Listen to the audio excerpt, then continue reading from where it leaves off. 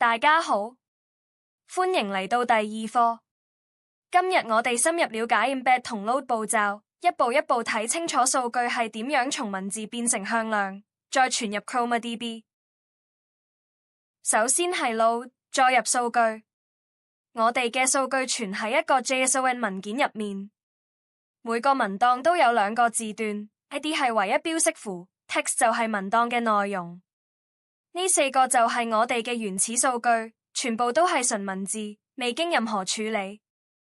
但係問題嚟啦 ，ChromaDB 係一個向量資料庫，佢搜尋唔到純文字，所以我哋需要下一步 embed 將文字轉成數字。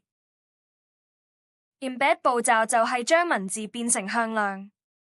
我哋用 llama embed 函數傳入模型名 xpay-embed large 同文字內容。佢會返回一個向量，即係一組1024個浮點數。呢啲數字就代表咗文字嘅意思。重點係意思相近嘅文字，佢哋嘅向量都會好接近。好似 Peter 住喺大圍同 Peter Chung 係主席，因為都係講 Peter，所以佢哋嘅向量會比較相似。而家我哋計算所有文檔對之間嘅 cosine similarity。數值越高，代表兩段文字嘅意思越相似。你睇，兩個關於 Peter 嘅文檔相似度有 0.65， 排第一。但 Peter 同派散嘅文檔只有 0.37， 低好多。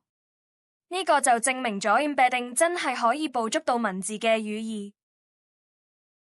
到 store 步驟，我哋要將數據傳入 ChromaDB。Collection add 需要三個平衡嘅列表。第一個係 its， 每個文檔嘅唯一標識符。第二個係 documents， 即係原文內容。第三個係 embeddings， 就係啱啱生成嘅向量。呢三個列表要一一對應，長度一樣。最後嚟做個查詢示範。問題係 Where does Peter live？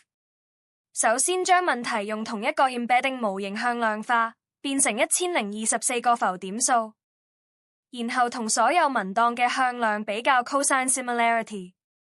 你睇 Peter lives in 泰壞嘅相似度最高，有 0.77。第二名係 Peter Chung is chairman， 有 0.46。其他文檔就低好多，只有 0.39。ChromaDB 嘅 collection query 就係內部做呢個比較，自動返回最接近嘅文檔。